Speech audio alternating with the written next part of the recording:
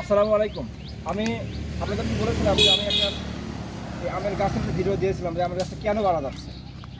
তো এই দেখেন, দেখতে পাচ্ছেন কিন্তু এই দেখেন আমের গাছের যে অবস্থা। যদি এরকম কারো শখের গাছে এরকম শুরু হওয়া অসুস্থ হয়, উপর থেকে আস্তে আস্তে মরতে মরতে নিচের দিক চলে আসতেছে।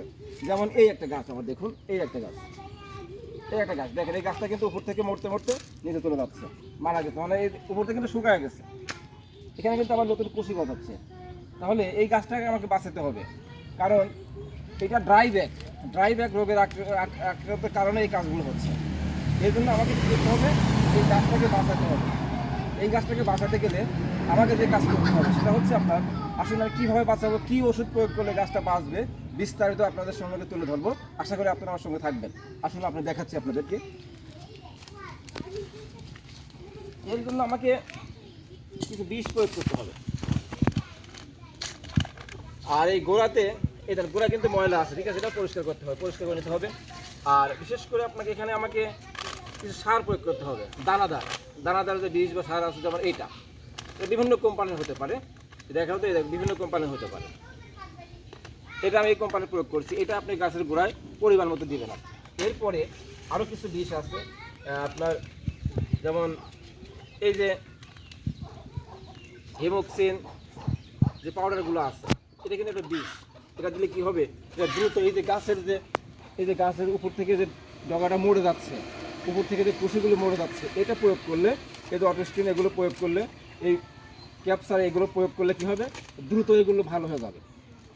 এটার কিন্তু গ্রুপ আছে, তো দ্রুত ভালো হবে। দ্রুত ভালো করতে গেলে এবং এই গাছটাকে বাঁচাতে গেলে আপনাকে এগুলো প্রয়োগ করতে হবে।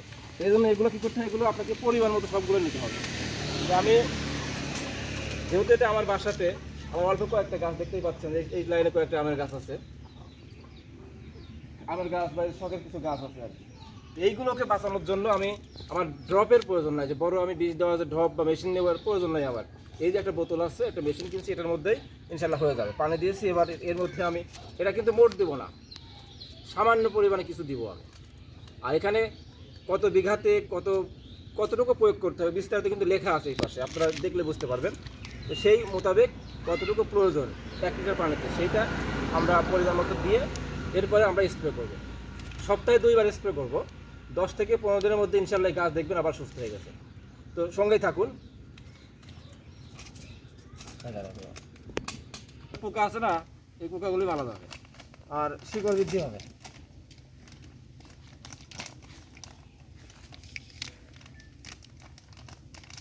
কেটে দিতে হবে, যদি আমি কেটে না দিই তাহলে কিন্তু হবে না।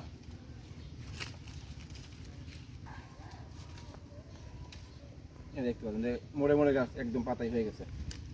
যাই হোক, ইনশাল্লাহ আসলে এই যে বিষ দিলেই যে আমার গাছটা ভালো হবে এমন কিন্তু কথা নয়। বিষ দিলাম, ওষুধ দিলাম, গাছ ভালো হবে এমন কথা না।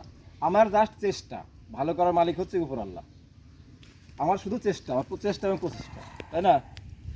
সেই চেষ্টাটুকু আমি করবো এই গাছটা বাঁচানোর জন্য। দেখা যাক, আল্লাহ ভরসা।